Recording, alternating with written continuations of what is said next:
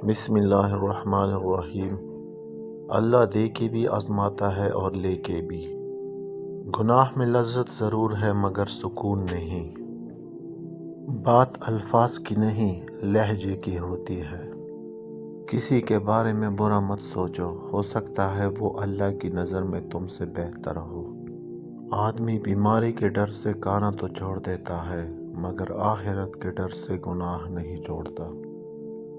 دلوں میں اترنے کے لیے سیڑھیوں کی نہیں بلکہ اچھے اخلاق کی ضرورت ہوتی ہے۔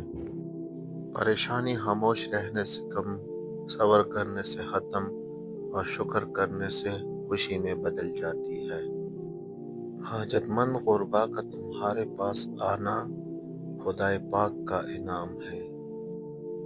زندگی ہر شخص کو عزیز ہوتی ہے لیکن بہادر آدمی کے لیے عزت زندگی سے بھی زیادہ عزیز ہے۔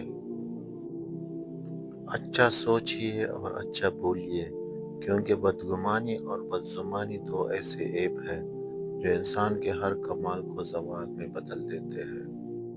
مایوس وہ ہوتا ہے جو اللہ پر یقین نہیں رکھتا، اور محروم وہ ہوتا ہے جو اللہ کی نعمتوں کا شکر ادا نہیں کرتا۔ جب گناہ کے کاموں میں دل لگنا شروع ہو جائے تو یہ اس بات کی دلیل ہے کہ تمہارا رب تم سے ناراض ہے۔ جب آنکھیں نفس کی پسندیدہ چیزیں دیکھنے لگے تو دل انجام سے اندھا ہو جاتا ہے۔ حضرت علی کا قول ہے، کفر کی حکومت تو چل سکتی ہے مگر ظلم کی حکومت نہیں چل سکتی۔ اے میرے رب ذوالجلال، میں بہت لاچار ہوں، میری مدد فرما، مجھے دنیا کی محتاجی سے بچا اور صرف اپنا محتاج رکھ، آمین۔ عقل اور خواہش۔ جانوروں میں خواہش پائی جاتی ہے لیکن عقل نہیں ہوتی۔ فرشتوں میں عقل ہوتی ہے لیکن خواہش نہیں پائی جاتی۔ انسان میں یہ دونوں چیزیں موجود ہیں، اس میں عقل بھی ہے اور خواہش بھی۔